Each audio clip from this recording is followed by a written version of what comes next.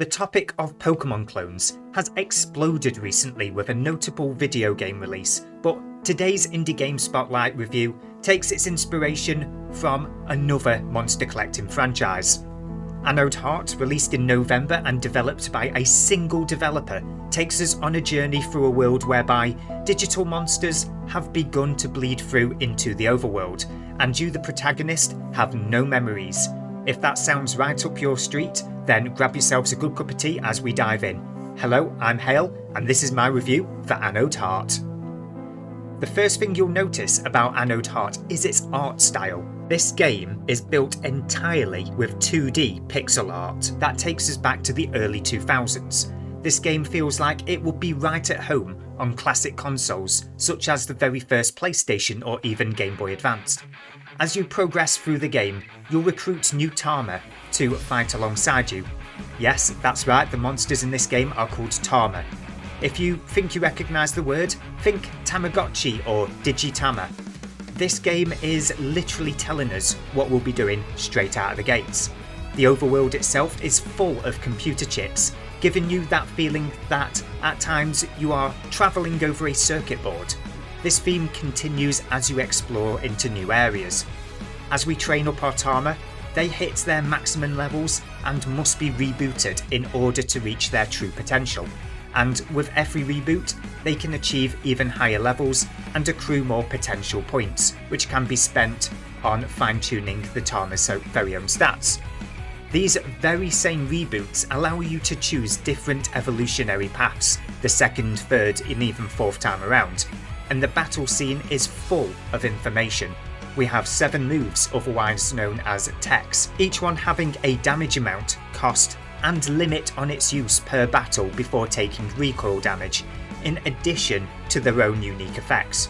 We have the total resources remaining to spend on techs for this turn, and most interestingly, a history of the past 5 techs that have been played in this match.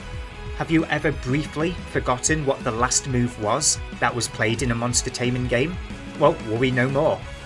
Moving back into the overworld, we have a semi-open world experience, with areas being unlocked as you progress through the main story and various side quests.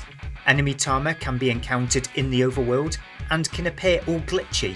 Consider this to be a rare shiny equivalent, only they can be all that much more deadly when you take them on in combat. Traversal over the overworld is incredibly streamlined. Not only can you cross each area quickly when moving between them, but we have multiple options available for fast travel. From the very beginning, you are introduced to an item that allows you to instantly return to the main hub area. Of course, this item is a consumable item, but it is easily replaced. Later, you'll unlock the ability to fly to predetermined locations, to warp between specific locations, or even jump into a whole other layer whereby you can pop back up into the overworld almost anywhere on the map, using this other layer as a shortcut. All of these combined makes traversal in the late game incredibly easy and removes the walking simulator grind that can be found in a number of other games when mopping up late game quests and trying to catch them all. And yes, there is a quest to acquire all of the Tama. But this game isn't just a different take on the Digimon story series of games. The developer has taken some creative license to explore and experiment with other genres within this game. Throughout my playthrough of 31 hours so far, I've encountered the developer's take on Space Invaders, Super Mario, trading card games, boat racing, fishing, and a running minigame, and I'm sure I'll find more before I even complete this game. Basically, this developer always has a little surprise in store for us just around the corner. So how does this game handle on the Steam Deck, as this is my platform of choice these days? Well, even with Decky Recorder running in the background to provide the background footage for this video, this game didn't exceed 8 watts in power usage and had no performance issues, and the game handled perfectly fine on the Steam Deck without any crashes or even controller mapping issues, making this the perfect game to play on the go on a Steam Deck. So now we know what the game is about and how it handles, let's go back to talking about its quest system. Over recent years, we have gotten used to having our hands held as we move from one quest marker to another mindlessly in a straight line. This game, just like its graphics, deliberately goes back to the early 2000s for its quests. You'll have to explore the map, follow the cues, read the dialogue if you want to progress through the story. And yes, it does drag when you get lost in the game. It does make completing these quests all that much more rewarding. Some people will hate this, but for me, I do enjoy a good challenge. As someone who has played games like Pokemon, Digimon, and Cassette Beasts, I encourage you to give this game a try if you want to further explore the monster taming genre.